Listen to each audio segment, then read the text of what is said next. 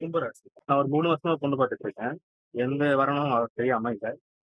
கிடைக்கிற பொண்ணுங்களும் தட்டி தட்டி போயிடுது. இந்த வருஷத்துல எனக்கு கல்யாணம் வருமா? வரன் நல்லா அமையுமா? அப்படின்னு பார்த்துட்டு இருக்கேன். 2026ல யங்ஸ்டர்ஸ்க்கு நெறைய பேருக்கு இந்த கேள்வி வந்து ஓடிக்கிட்டே இருக்கும். சார் நான் இதுவரைக்கும் பொண்ணு பார்த்துட்டே இருக்கேன். இல்ல வரன் பார்த்துட்டே இருக்கேன். எனக்கு கல்யாணம் ஆகுமா? அப்படிங்கிற கேள்வி நெறைய பேருக்கு ஓடிட்டு இருக்கும். ஸோ கும்பராசிக்கு எப்படி சார் இருக்க போது? கும்பராசி இன்னும் முழுமையாக 7.5 சனி முடியல. அத அவங்க புரிஞ்சுக்கணும். அதாவது மழை விட்டும் தூவானம் விடலங்கிற மாரி கடைசி ஸ்டேஜ்ல இருக்காங்க அவங்க. ஆனா, சனி எப்போதுமே போகும்போது நல்லது பண்ணிட்டு போவாரு. இன்னும் நெறைய பேருக்கு சொல்லணும்னா, 7.5 சனி காலங்கள்ல தான் அவங்க ஃபேமிலியே செட்டில் பண்ணுவாரு. ஃபேமிலி அமையறது, வீடு அமையறது நெறைய பேருக்கு. இந்த மாரிலாம் சனி போகும்போது அபரிதமான நன்மைகளை செய்துவிட்டு போவார். ஸோ, இப்ப அடுத்து வரக்கூடிய இந்த 2026ஐ பொறுத்த அளவுக்கு சனியின் எண் அப்படிங்கிறது எண் கணித ரீதியாக பார்க்கும் பொழுது 8ஆம் எண். 8ங்கிறது என்னதுன்னா, இருள், இருட்டு.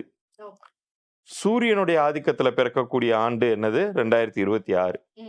அப்ப அவருடைய வாழ்வில் இருள் நீங்கி வெளிச்சம் பிறக்கக்கூடிய ஆண்டாகவே நிச்சயம் அமையும். அவருக்கு இவ்வளவு நாள் டிலே ஆனது ஒரு நன்மை அப்படிங்கிறது இப்ப அவருக்கு புரியும்.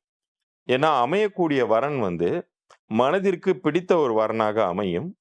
நிச்சயம் ஆனா ஒரு விஷயத்துல அவங்க ஜாக்கிரதையா இருக்கணும். சில நேரங்கள்ல ரொம்ப இவங்களே வரக்கூடிய அலையன்ஸ அதாவது நாக்குல சனிம்பாங்க இல்லையா? அது மாதிரி இவர்களே கெடுத்துக் கொள்ளக்கூடாது.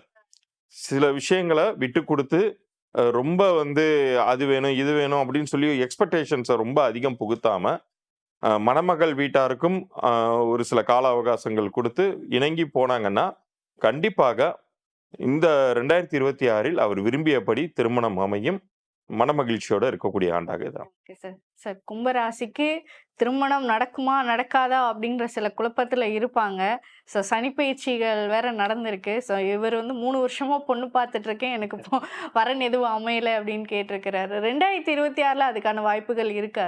அதுல குறிப்பாக அவருக்கு 2025லயாவது கல்யாணம் பண்ணிடணும்னு ஆசைப்பட்டிருப்பாங்க. இந்த 2025ல ஒரு வினோதமான கிரக அமைப்புகள் அவர் மாட்டிக்கிச்சு. எப்படின்னா, இந்த கும்பராசிக்கு 5ஆம் இடத்துல தான் குரு இருந்தார். 5ஆம் இடத்துல குரு இருந்தா குருபலன் வந்துருச்சு, பொண்ணு பாரு கிடைச்சிரும் இப்படிங்கிறது உண்மைதான். ஏன் அப்படி சொல்றோம்னு கேட்டா, அவர் 5ஆம் இடத்தில் இருந்தால் ராசியை பார்ப்பார், 11ஆம் இடத்தையும் பார்ப்பார். அப்போ இந்த 11ஆம் இடத்து பார்வை என்பது என்னன்னு கேட்டீங்கன்னா, நடவாததெல்லாம் நடக்கும், குரு பார்க்க கோடி புண்ணியம்னு அர்த்தம்.